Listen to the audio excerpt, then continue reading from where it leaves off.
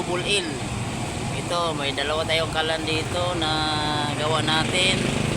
Ito, dalawa ito. Ayan. Oh, talo pa yung gasol. Kasi blue talaga siya. Ayan, pritong manok ito. O yan, kung gusto nyo bumili, dito lang sa Double L.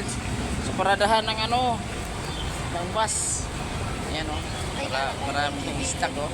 Ito, may maganda patindira o. Ito, mga may-ari. May-ari na rin kasi kapatid eh. Magkapatid sila kasi may-ari na rin. Ayan. Ayan, tingnan mo kulo-kulo o.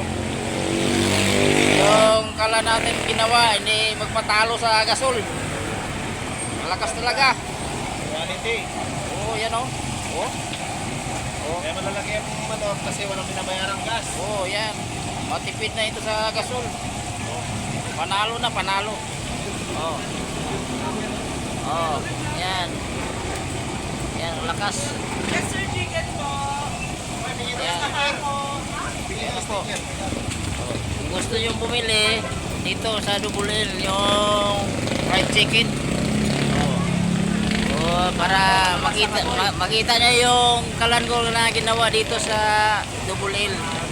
Ayan, ang lakas niya oh. Ayan oh, bali dalawa itong kinuha ni sir sa atin. Ayan. Kung sinong may gusto ng manok, punta lang dito sa Double L. Para ng mura lang, masarap pa, malalaki pang hiwa. Malakas oh, malakas ang apoy natin oh. 25 lang.